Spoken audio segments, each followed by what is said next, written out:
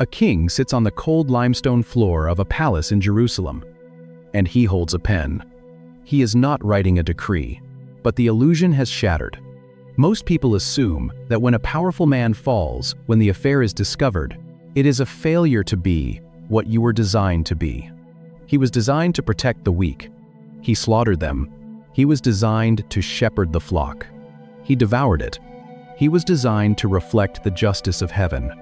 He mirrored the corruption of the earth. He aimed for loyalty. He hit betrayal. He aimed for secrecy. He hit exposure. He aimed for life. He hit a grave. The arrow is loosed. The string snaps. The target is missed entirely. The stone clatters harmlessly into the dust. The giant slayer has missed the mark. The shepherd has lost the sheep. The king has compromised his own crown. He looks at the 3 words he has written: Pesha, Avon, Chata, treason, crookedness, missing the mark. He has dissected the anatomy of his own fall. He has laid the twisted machinery of his heart bare on the table. But diagnosing a sickness does not heal the body. Naming a poison does not draw it from the blood. As the night wears on and the oil in the lamp burns low, David realizes that a simple apology is completely useless. A promise to do better is mathematically impossible for a man with a crooked spine. He does not need a second chance. He does not need a fresh start. He needs something far more radical, and to ask for it. When the cover-up unravels, when the guilt is finally public, the apology that follows is just damage control. He has to invoke a miracle that has only happened once before in the history of the cosmos. If you have ever sat in the quiet ruin of a terrible decision, you know the exact script. Your mind begins to run. You feel the heat rising in your neck, the sudden physical tightness in your chest, and the desperate urge to immediately fix what you have just broken.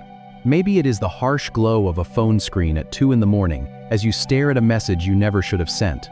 Maybe it is the heavy, leaden silence in the passenger seat of a car after a deeply cruel argument.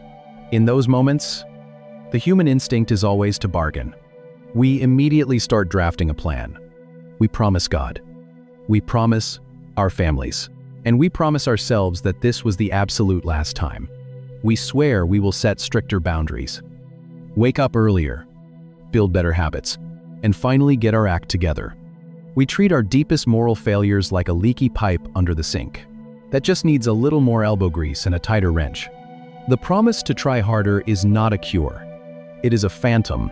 When you try to fix Avon that deep, structural crookedness with sheer willpower, you are asking a shattered spine to heal itself just by wanting it badly enough. Most people read Psalm 51 as a desperate scramble to keep the crown. They assume it is a man terrified. You are relying on the exact same twisted machinery that drove you off the cliff to somehow steer you back onto the safe road. This is why the desperate resolutions you make in the dark are so effortlessly broken in the daylight.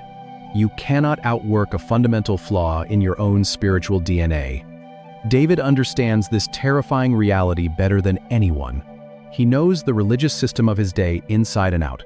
He knows he could march out of his palace, order the priests to slaughter 1,000 bulls on the bronze altar, and fill the Jerusalem air with the thick, cloying smoke of a massive sacrifice.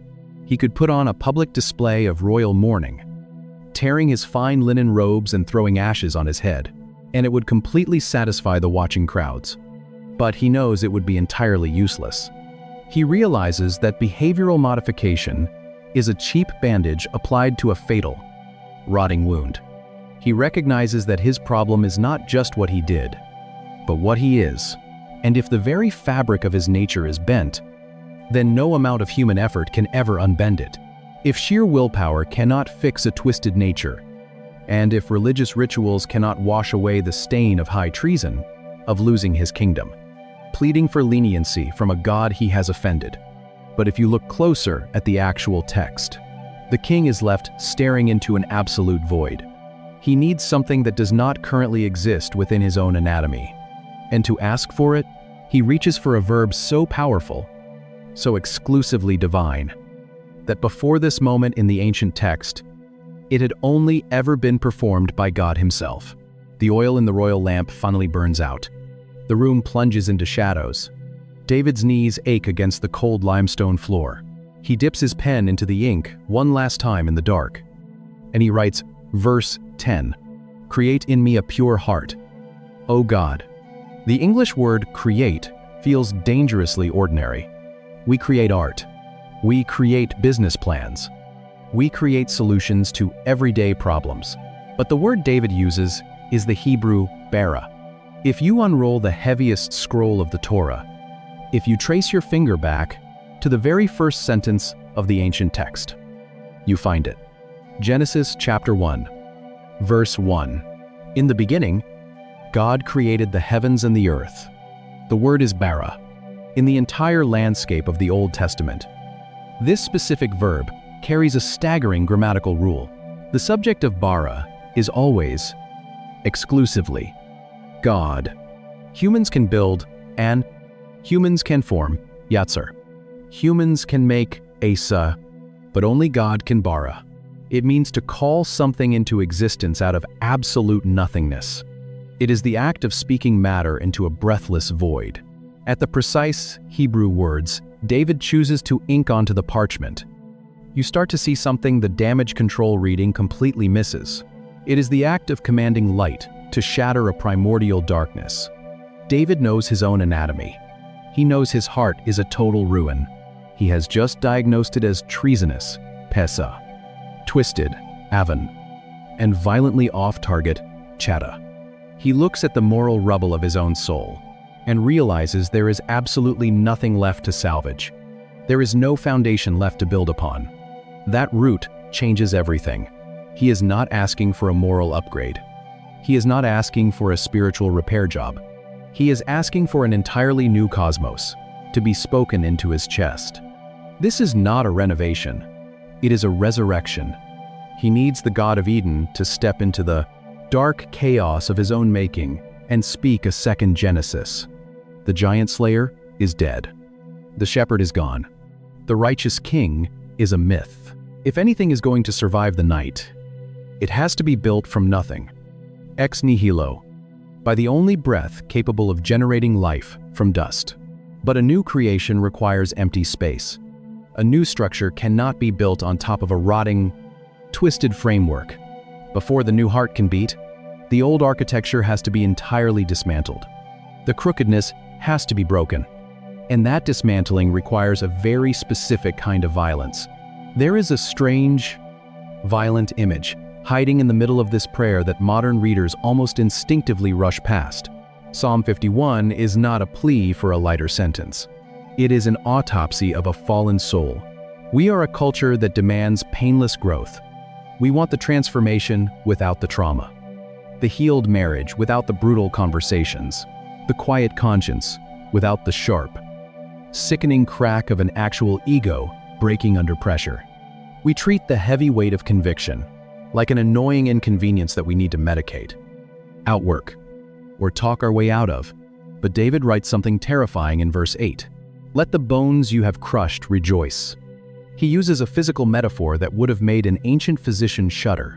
When a bone in the human body is broken and sets incorrectly, when the limb heals at a crooked, unnatural angle, there is only one way to fix it. You cannot apply a warm compress.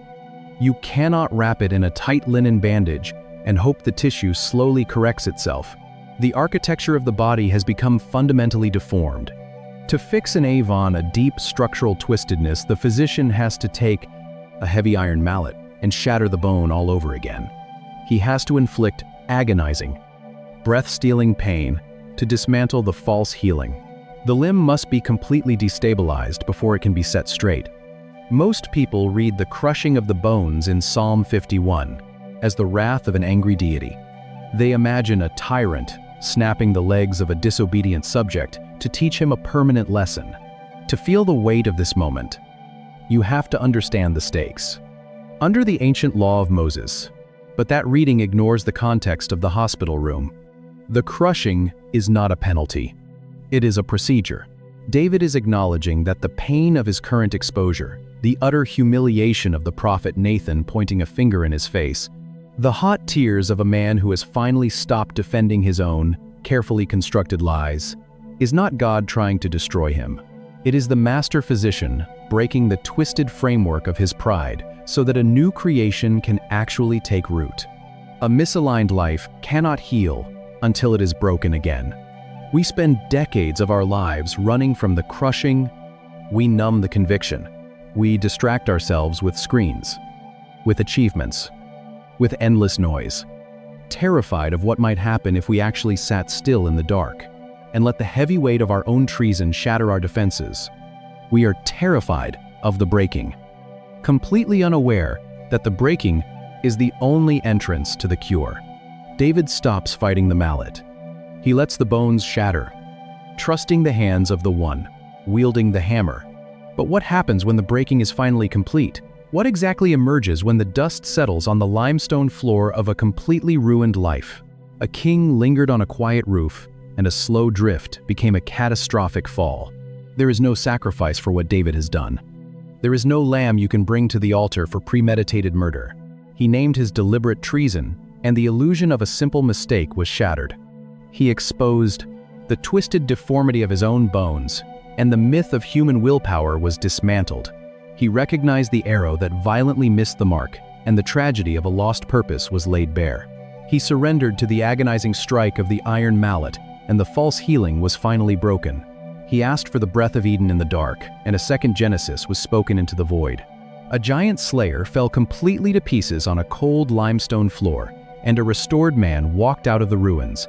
Same ruin, same remedy, same God. But maybe the part that stays with me most is the terrifying audacity of the word bara, a blood-stained warrior, a man who knew exactly how to orchestrate the destruction of a city, kneeling in the dark and asking the God of the cosmos to step into the absolute void of his chest, to speak light into the primordial darkness. There is no dove you can offer for taking another man's wife and orchestrating his assassination. The law demands blood. It is not a request for a bandage. It is a plea for a new universe. If you are in a season where the weight of your own crookedness feels too heavy to carry, and you are exhausted from trying to fix a twisted spine with sheer willpower, Psalm 51 is a place to sit. The master physician does not ask you to heal yourself. He does not ask you to promise that you will never fail again. He asks you to stop defending the misaligned bones and let him do the breaking so that he can do the making. If this reached something in you, subscribe. Leave a comment, even one word helps. Share this with someone who is exhausted from trying to fix their own foundation. Pray for us as we keep digging into these texts. And may the God who has never once been intimidated by the dark chaos of our failures speak a second Genesis into your weary chest and build something entirely new out of the rubble. The law demands his life. He is entirely spiritually bankrupt. And yet, sitting in the rubble of his own making, he is not drafting a treaty with a neighboring nation. He is writing his own public condemnation. He begins to write. He is a man who knows how to use language. He wrote songs that calmed a tormented king. He wrote poetry that will outlast empires. But now, the words must be turned like weapons upon himself. He does not just say, "I made a mistake." He does not blame the woman. He does not blame the immense pressures of the throne. Instead, he picks up the scalpel of the Hebrew language and dissects his own failure with terrifying precision. In the very first breath of his prayer, he uses three distinct, devastating words to describe exactly what he has done. These three words do not just explain a historical failure. They diagnose a human condition. They name a disease that most people do not even realize they carry. To understand the cure, you have to understand the sickness. But before David can write the first word of his confession, we have to look at how a man after God's own heart ends up on this limestone floor in the first place. Because the descent did not start on a roof, it started long before he ever looked down. We tend to think of a moral collapse as a sudden event, a momentary lapse in judgment. The rich scent of Lebanon cedar fills the royal chamber, but he can only smell copper, the phantom scent of blood that has stained his hands. A single, catastrophic decision made in the heat of a warm evening. But a disaster of this magnitude never happens overnight. when a massive stone fortress finally gives way, it is rarely just the wind that brings it down. The real destruction happens in the dark, long before the walls cave in. It is the hairline fractures in the foundation. It is the slow seep of moisture behind the limestone blocks. It is the quiet, invisible settling of the earth beneath the floorboards over years. By the time the roof caves in, the structure has been dead for a very long time. David's descent is exactly the same. If you look at the historical record right before the affair, the text offers a chilling detail hiding in plain sight. 2 Samuel chapter 11 opens with a masterclass in narrative foreshadowing. In the spring, at the time when kings go off to war, David sent Joab out with the king's men and the whole Israelite army. And then, the drop. But David remained in Jerusalem. He sends his men to bleed in the mud while he stays in the comfort of a quiet, sun-baked palace. He is a warrior king who has put down his sword. He is a shepherd who has abandoned his flock. We are a species that requires a forward trajectory, an outward focus, a burden to carry. When that is removed, the human heart does not simply rest. For nearly a year, the prophet Nathan has just walked out the door, leaving behind a silence so thick you can feel it in your jaw. It begins to consume itself. The heavy, stagnant air of an empty courtyard, the soft linens of a royal bed at midday, the dull hum of a mind with nothing left to conquer. This is the fertile soil of a tragedy. The failure on the roof is not a sudden accident. It is a calculated drift. Modern culture has 1,000 ways to soften the blow of our own betrayals. We call them mistakes. We call them lapses in judgment. We say we were in a dark place, or that our needs were not being met. We use sterile, clinical language to insulate ourselves from the brutal reality of what we have actually done. David strips all of that away as he sits on the floor, drafting what will become Psalm 51. He understands that he cannot simply apologize for a singular moment of weakness. He has to address the rotting foundation. He has to name the specific mechanisms of his own destruction. Because a misdiagnosed disease cannot be cured. In the Hebrew text of verses 2 and 3, David reaches for 3 distinct nouns to describe the crushing weight in his chest. He does not lump his failure into one generic category of wrongdoing. He examines it from 3 different angles, like a man turning a dark, jagged jewel in the light. And the very first word he writes reveals, this is David, the giant slayer, the man anointed by God. And he has just been utterly, completely exposed. Exactly what was happening in his heart long before he ever walked out onto that roof. The stylus scrapes the parchment. The ink bleeds into the fibers. He forms the letters. Psalm Visi Kumentauxi. Verse 1. Have mercy on me, O God. And then comes the request. Blot out my transgressions. The English word is safe. The English word feels clinical. It feels like a legal infraction, a traffic violation of the moral code, a step out of bounds. But the word David actually uses is the Hebrew pesha. It appears 93 times in the Old Testament. Its root is brutal. It means to break away, to fracture a covenant, to commit absolute, premeditated treason. When a vassal king stops paying tribute to an emperor, the ancient texts call it pesha. When a nation actively revolts against its ruler, they call it pesha. In the first chapter of Isaiah, God looks at Israel and says, I reared children, but they have rebelled against me. Rebelled. Pesha. David is a king. He understands authority. He understands treason. He has executed men for lesser mutinies. He looks at the evening on the roof. He looks at the messengers he sent to fetch Bathsheba. He looks at the wine he poured for her husband Uriah. He looks at the sealed death warrant he handed to that same husband the next morning. He sees the cold calculation. He sees the deliberate defiance. The timeline of the disaster plays on loop in his mind. The warm spring evening on the roof. The water washing over skin in the courtyard below. He does not call it an accident. He does not claim ignorance. He does not plead temporary insanity. He names it exactly what it is. High treason against the throne of heaven. Pesha is not a stumble in the dark. It is a revolt in the broad daylight. David knew the law. He knew the boundaries. He knew the God who drew the lines. And he looked at all of it, weighed it against the warmth of a stolen evening, and actively declared war on his maker. He recognizes that every sin, at its absolute core, is a mutiny. It is the creature looking the creator in the eye and declaring independence. But treason is only the action. Treason is the outward event. Treason is just what his hands did. It does not explain the twisted machinery inside him that made the choice. It does not explain the bent nature of his own desires. As the ink dries on the word Pesha, the weight in the room grows heavier. David knows the confession is incomplete. The first word only names the crime. Now, he has to name the sickness. And, to do that, he reaches for a second word. We are a species entirely obsessed with the idea of a moral compass, constantly trying to find true north, assuming that our deepest problem is just a lack of proper direction. We tell ourselves that if we just had the right information, the hushed messages, the frantic attempts to hide the truth, the sealed orders sent to the front lines, the right therapy, the right boundaries in place, we would naturally walk a straight line. But the second word David writes shatters this optimistic modern illusion entirely.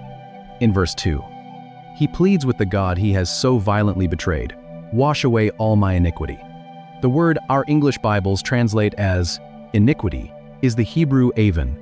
It appears hundreds of times in the ancient text, and its etymology carries a devastating physical image that completely bypasses our sterile theological categories. The root verb is ava, which literally means to bend, to twist, or to contort out of shape. Think of a thick piece of oak that has been left out in the cold rain and warped by the harsh sun. Its fibers permanently curved so that it can never to be used to build a straight wall. Think of a human spine crushed under a terrible physical weight, bowed outward and entirely unable to stand upright. Avon is not an action you take. It is a state of being. It is the deep, internal crookedness that twists our desires long before our hands ever move. If the brutal honesty of this ancient language is putting words to a struggle you have never been able to name, you're exactly who this channel is for. Drop a thought in the comments. The return of a loyal soldier in a blood-soaked shroud. For months, David has carried the secret and hit subscribe. Because every week, we go deeper into these ancient texts than you knew was possible. So the ruined king pushes the blade deeper into his own chest. He recognizes that his betrayal was not an anomaly, but the natural result of his own warped nature. We experience Avon every time we know exactly what the right choice is, yet feel an irresistible gravity pulling us toward the dark. It is the bitter metallic taste of an addiction you utterly despise but cannot seem to break. It is the quiet, twisting paranoia that makes you sabotage a healthy relationship. It is the bent logic that justifies a lie to protect your own carefully curated image, even as you watch that lie destroy the reputation of someone else. Avon is not a momentary loss of balance. It is a permanent distortion of the heart. David is openly admitting that the moral compass was never broken. The compass was pointing exactly north, but he was fundamentally incapable of walking in that direction because his own spiritual bones were deformed. He has confessed the active treason of his hands with Pesha, and he has confessed the twisted deformity of his inner nature with Avon. But there is still one more layer to this autopsy. The twisted nature and the rebellious action both result in he wears the heavy crown, sits on the throne, and pretends the foundation is not rotting beneath his feet. Final, tragic outcome. And David reaches for a third word to describe the collateral damage of his fall. David stares at the parchment. The oil lamp flickers in the draft. Dark shadows dance across the limestone walls. He dips the stylus into the ink again. He writes the end of verse 2. And then verse 3. "Cleanse me from my sin, for I know my transgressions, and my sin is always before me." The word David uses here is the Hebrew shata. It is the most common word for sin in the entire Old Testament. It appears nearly 600 times. But its origin is not religious. It does not belong in a sanctuary. It belongs on a battlefield. It is fundamentally an archery term.